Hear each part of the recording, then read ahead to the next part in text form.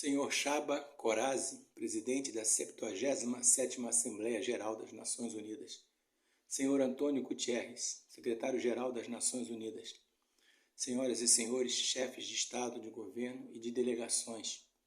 Senhoras e senhores, começo por cumprimentá-lo, embaixador Chaba Corazzi, pela eleição para presidir essa Assembleia Geral. Esteja certo de contar com o apoio do Brasil. O tema escolhido para esse debate geral gira em torno de um conceito que se aplica perfeitamente ao momento que vivemos, um divisor de águas. Senhor Presidente, nossa responsabilidade coletiva nesta Assembleia Geral é compreender o alcance dos desafios que compõem esse divisor de águas e, a partir daí, construir respostas que tirem sua força dos objetivos que são comuns a todos nós. A tarefa não é simples, mas a rigor não temos alternativa. Esse esforço tem de começar no interior de cada um de nossos países. Antes de tudo, é aquilo que realizamos no plano interno que dá a medida da autoridade com que agimos no plano internacional. Deixe-me falar da perspectiva do meu país. Quando o Brasil se manifesta sobre a agenda da saúde pública, fazemos isso com a autoridade de um governo que, durante a pandemia da Covid-19, não poupou esforços para salvar vidas e preservar empregos. Como tantos outros países, concentramos nossa atenção desde a primeira hora em garantir um auxílio financeiro emergencial aos mais necessitados. O nosso objetivo foi proteger a renda das famílias para que elas conseguissem enfrentar as dificuldades econômicas decorrentes da pandemia. Beneficiamos mais de 68 milhões de pessoas, equivalente a 1/3 da nossa população. Em paralelo, lançamos um amplo programa de imunização, inclusive com produção doméstica de vacinas. Somos uma nação com 210 milhões de habitantes e já temos mais de 80% da população vacinada contra a Covid. Todos foram vacinados de forma voluntária, respeitando a liberdade individual de cada um. Da mesma forma, no terreno da economia, o Brasil traz a autoridade de um país que, em nome de um crescimento sustentável e inclusivo, vem implementando reformas para a atração de investimentos e melhoria das condições de vida de sua população. No meu governo, extirpamos a corrupção sistêmica que existia no país somente entre o período de 2003 a 2015, onde a esquerda presidiu o Brasil. O endividamento da Petrobras por má gestão, loteamento político em desvios chegou à casa dos 170 bilhões de dólares. O responsável por isso foi condenado em 3 instâncias por unanimidade. Delatores devolveram $1 bilhão e pagamos para a Bolsa Americana outro bilhão por perdas de seus acionistas. Esse é o Brasil do passado. Aprimoramos os serviços públicos em redução de custos e investimento em ciência e tecnologia. Hoje, por exemplo, o Brasil é o 7º país mais digitalizado do mundo. São 135 milhões de pessoas que acessam 4.900 serviços do meu governo. O Brasil foi pioneiro na implantação do 5G na América Latina. Levamos adiante uma abrangente pauta de privatizações e concessões com ênfase na infraestrutura. Concluímos o projeto de transposição do Rio São Francisco, levando água para o Nordeste brasileiro. Adotamos novos marcos regulatórios, como o do saneamento básico, o das ferrovias e o do gás natural. Além disso, melhoramos o ambiente de negócios com a Lei de Liberdade Econômica e a Lei de Startups. Como resultado, criamos oportunidades para o jovem empreender e ter empregos de qualidade. Coroando todo esse esforço de modernização da economia brasileira, estamos avançando a passos largos para o ingresso do Brasil como membro pleno da Organização para a Cooperação e Desenvolvimento Econômico, a OCDE. Apesar da crise mundial, o Brasil chega ao final de 2022 com uma economia em plena recuperação. Temos emprego em alta e inflação em baixa. A economia voltou a crescer, a pobreza aumentou em todo o mundo sob o impacto da pandemia. No Brasil, ela já começou a cair e de forma acentuada. Os números falam por si só. A estimativa é de que no final de 2022, 4% das famílias brasileiras estejam vivendo abaixo da linha da pobreza extrema. Em 2019, eram 5,1%. Isso representa uma queda de mais de 20%. O Auxílio Brasil, programa de renda mínima criado pelo meu governo durante a pandemia, que atende 20 milhões de famílias, faz pagamentos de quase $4 por dia às mesmas. O desemprego caiu 5 pontos percentuais, chegando a 9,1%, taxa que não se via há 7 anos. Reduzimos a inflação com a estimativa de 6% no corrente ano. Tenho a satisfação de anunciar que tivemos deflação inédita no Brasil nos meses de julho e agosto. Desde junho, o preço da gasolina caiu mais de 30%. Hoje, 1 litro no Brasil custa cerca de 90 centavos de dólar. O preço da energia elétrica também teve uma queda de mais de 15%. Quero ressaltar que o custo da energia não caiu por causa de tabelamento de preços ou qualquer outro tipo de intervenção estatal. Foi resultado de uma política de racionalização de impostos formulada e implementada com o apoio do Congresso Nacional. Em 2021, o Brasil foi o 4º maior destino de investimento estrangeiro direto no mundo. Nosso comércio exterior alcançou a marca histórica de 39% do PIB, mesmo diminuindo ou zerando impostos de milhares de produtos.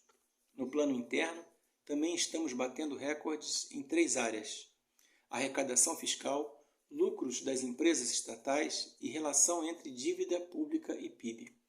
Aliás, em 2021, tivemos superávit no resultado consolidado de contas públicas. O PIB brasileiro aumentou 1,2% no segundo trimestre. A projeção de crescimento para 2022 chega a 3%.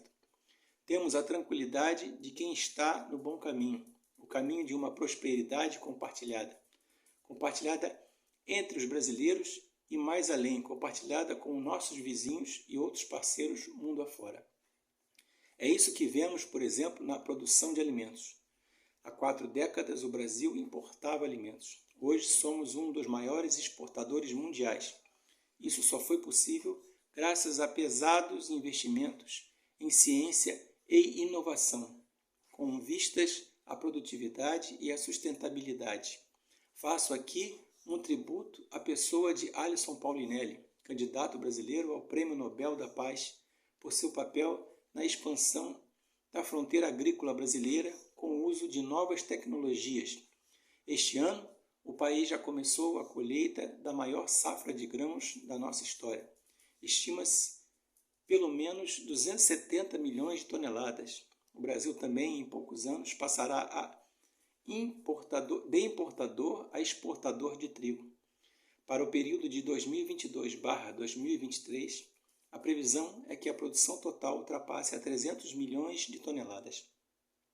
Como afirmou a diretora-geral da Organização Mundial do Comércio, em recente visita que nos fez, se não fosse o agronegócio brasileiro, o planeta passaria fome, pois alimentamos mais de 1 bilhão de pessoas ao redor do mundo. O nosso agronegócio é orgulho nacional. Senhor Presidente, quero lembrar que, também na área de desenvolvimento sustentável, o patrimônio de realizações do Brasil é fonte de credibilidade para a ação internacional do nosso país, em matéria de meio ambiente e desenvolvimento sustentável. O Brasil é parte da solução e referência para o mundo.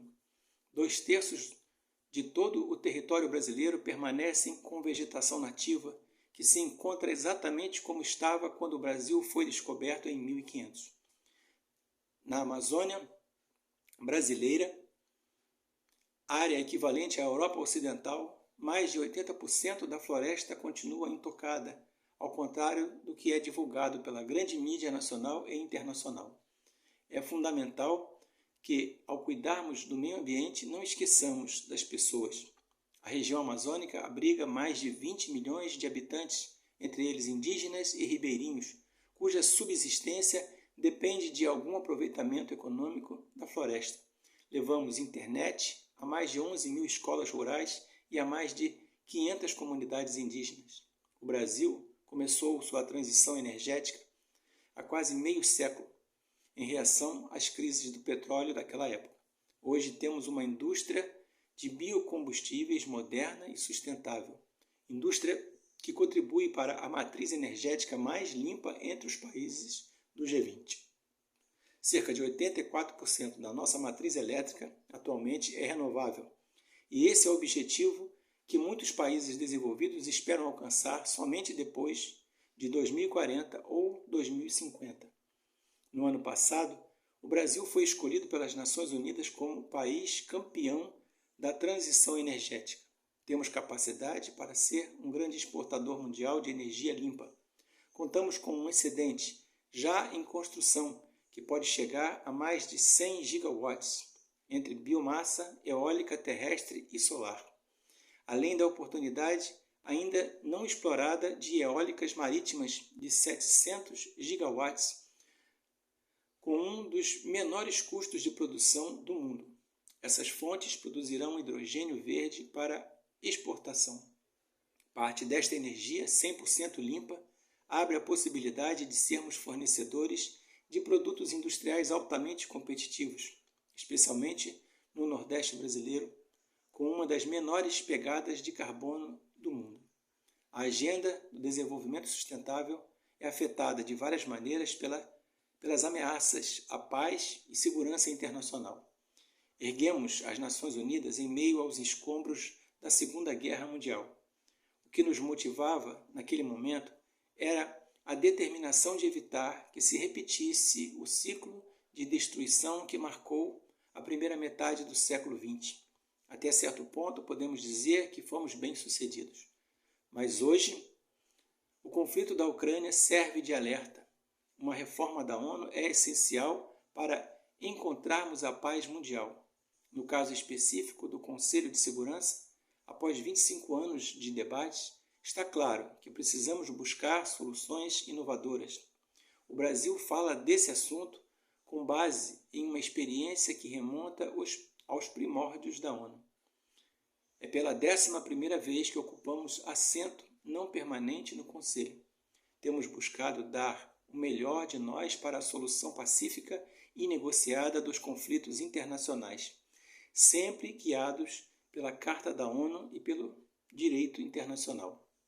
O Brasil também tem um longo histórico de participação em missões de paz da ONU, de Suez a Angola, do Haiti ao Líbano. Sempre estivemos ao lado da manutenção da paz.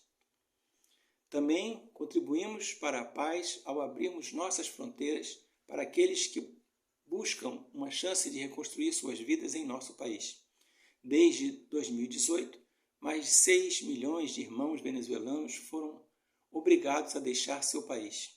Muitos deles vieram para o Brasil. Nossa resposta a esse desafio foi a Operação Acolhida, que se tornou referência internacional.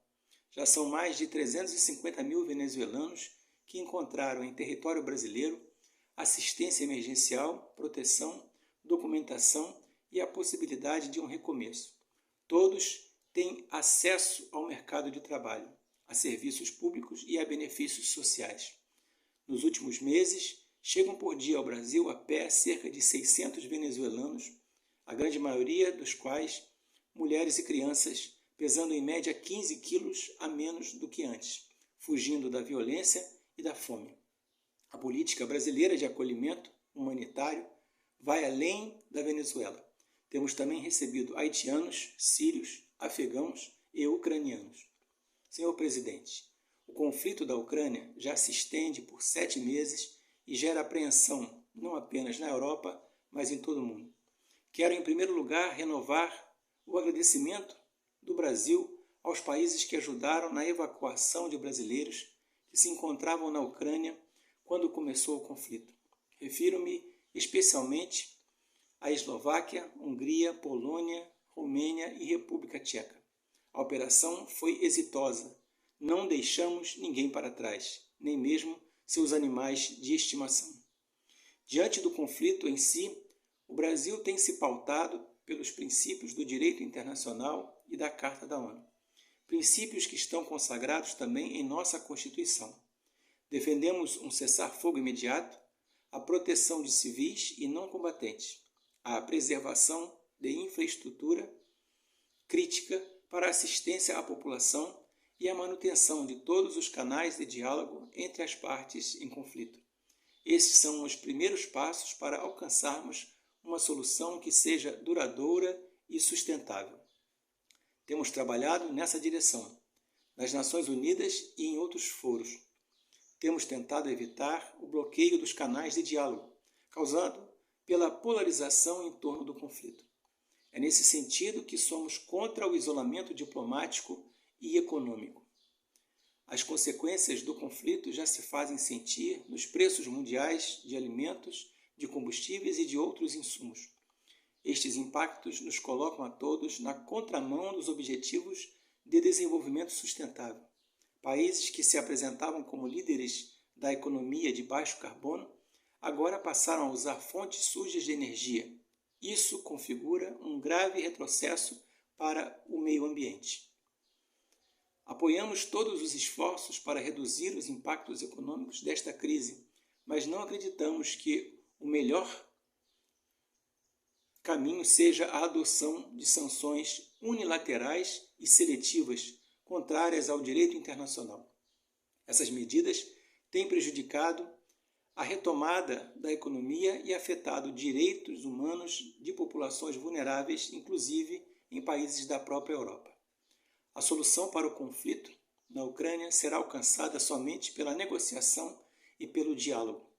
Faço aqui um apelo às partes, bem como a toda a comunidade internacional. Não deixem escapar nenhuma oportunidade de pôr fim ao conflito e de garantir a paz, a estabilidade, a segurança e a prosperidade da humanidade correm sério risco se o conflito continuar.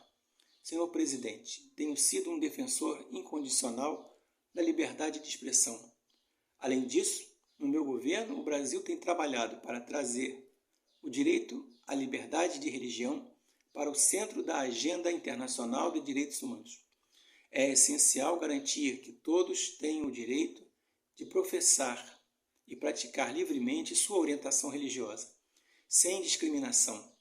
Quero aqui anunciar que o Brasil abre suas portas para acolher os padres e freiras católicos que têm sofrido cruel perseguição do regime ditatorial na Nicarágua. O Brasil repudia a perseguição religiosa em qualquer lugar do mundo.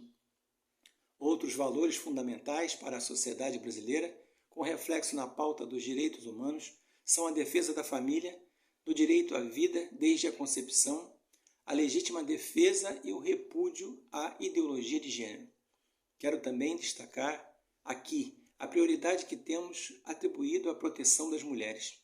Nosso esforço em sancionar mais de 70 normas legais sobre o tema desde o início do meu governo, em 2019, é prova cabal desse compromisso. Combatemos a violência contra as mulheres com todo rigor. Isso é parte da nossa prioridade mais ampla de garantir segurança pública a todos os brasileiros. Os resultados aparecem em nosso governo: queda de 7,7% no número de feminicídios e diminuição do número geral de mortes por homicídio. Em 2017 eram 30 mortes por 100 mil habitantes, agora são 19. A violência no campo também caiu ao mesmo tempo em que aumentamos a regularização da propriedade da terra para os assentados. No meu governo, entregamos 400 mil títulos rurais, 80% deles para mulheres.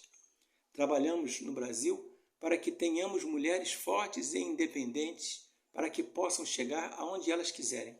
A primeira-dama, Michele Bolsonaro, trouxe novo significado ao trabalho de voluntariado desde 2019, com especial atenção aos portadores de deficiências e doenças raras.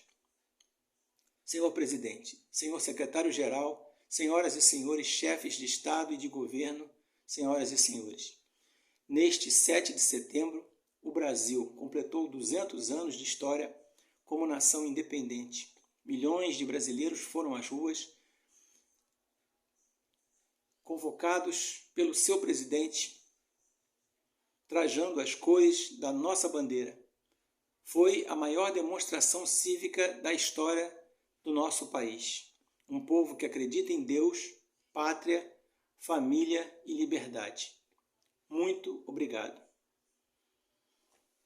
Este foi o discurso proferido pelo senhor Jair Messias Bolsonaro, presidente da República do Brasil. Alguns ministros querem impedir que esse discurso possa ser divulgado a todos os brasileiros. Alguns que aceitam ser estapeados na cara, mas gostaríamos de dizer a esses ministros que nós, brasileiros, não aceitaremos ser estapeados. Estamos juntos em nome do nosso país, da nossa liberdade, da nossa família e em nome de Deus. Em 2022, vote Bolsonaro 22.